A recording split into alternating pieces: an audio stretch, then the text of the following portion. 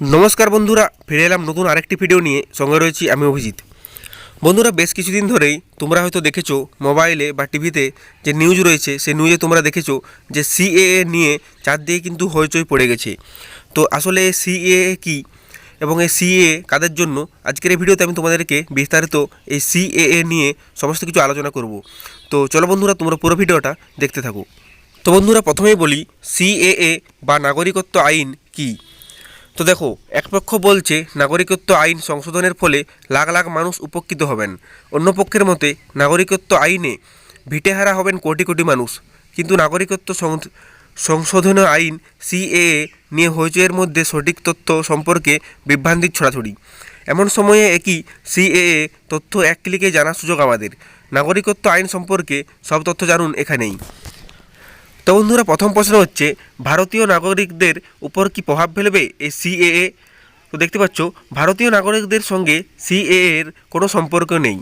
এদেশের নাগরিকদের মৌলিক অধিকারের উল্লেখ রয়েছে ভারতীয় সংবিধানে। সিএএ বা এ সম্পর্কিত কোনো আইন তা খর্ব করতে পারে না। এ সম্পর্কিত ভুল তথ্য প্রচার করা হচ্ছে। মুসলিম সহ ভারতীয় নাগরিকদের উপর সিএএ এর কোনো প্রভাব পড়বে না। তো 2 নম্বর প্রশ্ন, সিএএ কাদের জন্য? তো দেখতে পাচ্ছ, 2014 সালের 31শে ডিসেম্বরের পর ধর্মীয় কারণে পাকিস্তান, বাংলাদেশ এবং আফগানিস্তান থেকে ধর্মীয় কারণে বিতাড়িত হিন্দু, শিখ, জৈন, বৌদ্ধ, পার্সি এবং খ্রিস্টান শরণার্থীদের জন্য সিএএ। এই 3 দেশ বা অন্য কোনো দেশ থেকে আসা মুসলিম সহ অন্য কোনো বিদেশি শরণার্থীদের জন্য সিএএ লাগু হবে না। 3 নম্বর প্রশ্ন হচ্ছে, ওই যে 3 দেশ থেকে আসা হিন্দু, শিখ, জৈন, পার্সি, বৌদ্ধ এবং খ্রিস্টানদের কীভাবে সুবিধা হবে সিএএ থেকে? তো পাসপোর্ট বা ভিসার মতো নথি না থাকলেও ভারতীয় নাগরিকত্বের জন্য আবেদন করা যাবে। সিএএ এর মাধ্যমে এই শরণার্থীরা এমন সুযোগ পাবেন। দ্বিতীয়ত, ভারতীয় নাগরিকত্বের জন্য তাদের আবেদনের রাস্তা আরও মসৃণ হবে। এদেশে বসবাসের ন্যূনতম সময় 1+11 বছরের পরিবর্তে 1+5 বছর হবে। 4 নম্বরে প্রশ্ন হচ্ছে, এর মানে কি এই যে পাকিস্তান, বাংলাদেশ এবং আফগানিস্তানের মুসলমানরা কখনোই কি ভারতীয় নাগরিকত্ব পাবে না? তো উত্তর হচ্ছে না, এমন কোনো লক্ষ্য সিএএ গঠন করা হয়নি। বিগত বছরগুলিতে এই দেশগুলি থেকে শতাধিক মুসলিমদের নাগরিকত্ব দেওয়া হয়েছে। ভবিষ্যতেও যোগ্যতার বিচারে নাগরিকত্ব পাবেন তারা। ধর্মীয় বিচারে নাগরিকত্ব দেওয়া হবে না। 2014 সালে ইন্দো বাংলাদেশ ছিটমহল সমস্যার সমাধানের পর 14,864 জন বাংলাদেশি নাগরিককে ভারতীয় নাগরিকত্ব দেওয়া হয়েছে। এদের মধ্যে হাজার হাজার মুসলমানও রয়েছেন।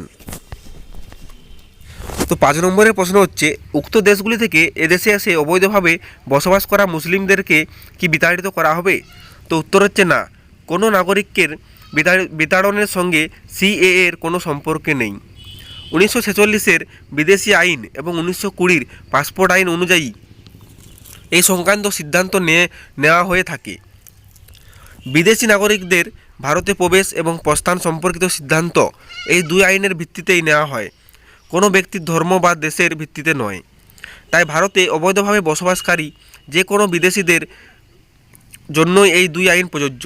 স্থানীয় থানা বা প্রশাসনের তদন্ত রিপোর্টের ভিত্তিতেই অনুবেশকারী বা অবৈধভাবে বসবাসকারী বিদেশি নাগরিককে চিহ্নিত করা হয়ে থাকে। ওই নাগরিককে সংশ্লিষ্ট দেশের দূতাবাসের তরফে সঠিক নথি সহ মূল দেশে পাঠানোর ব্যবস্থা করা হয়। 1946-এর বিদেশি আইন অনুযায়ী বিদেশিদের চিহ্নিতকরণের পরেই অসমে এই ফেরত পাঠানোর প্রক্রিয়া শুরু হয়েছে। অর্থাৎ এই পদ্ধতিতে কোনো বৈষম্য বা ত্রুটির প্রশ্ন নেই। বিদেশি আইনের 3 ধারা এবং পাসপোর্ট আইনের 5 ধারা অনুযায়ী বিদেশি নাগরিকের চিহ্নিতকরণ, আটক এবং ফেরত পাঠানোর ক্ষমতা সম্পূর্ণভাবে রাজ্য সরকার ও তার জেলা প্রশাসনের হয়। তো 6 নম্বর প্রশ্ন হচ্ছে, ওই 3 দেশে ধর্মীয় কারণে অত্যাচারের শিকার হওয়া হিন্দুরা কি সিএএ এর জন্য আবেদন করতে পারবেন? তো উত্তর না, তাদের অন্য ধর্মের বিদেশি নাগরিকদের মতোই আগের পদ্ধতিতে আবেদন করতে হবে। সিএএ থাকলেও 1955-র নাগরিকত্ব আইন অনুযায়ী তারা কোনো অতিরিক্ত সুবিধা পাবেন না।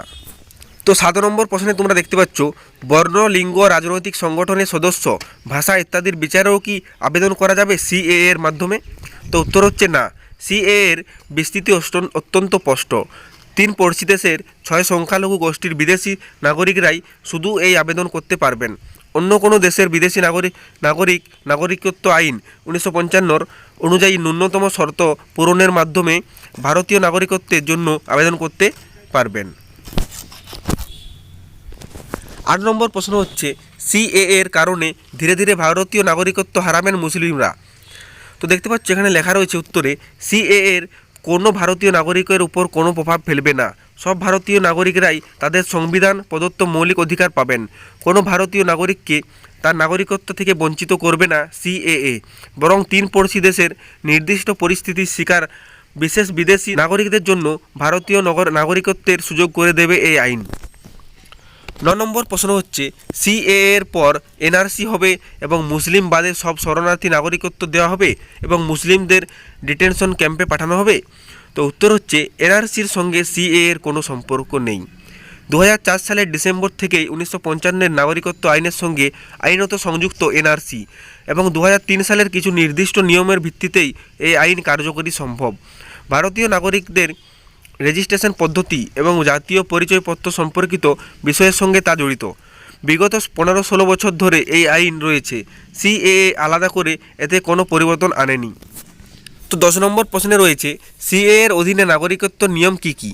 তো উত্তরে লেখা রয়েছে, সিএএ এর ভিত্তিতে নিয়মগুলি এখনও গঠন করা হচ্ছে। সিএএ বিভিন্ন আইনি দিক দেখেই তা কার্যকরী হবে। তো বন্ধুরা, এই ভিডিও দেখে আশা করি বুঝতে পারলে যে সিএএ আসলে কি, তো এর যে কাদের জন্য এটি লাগু করা হয়েছে।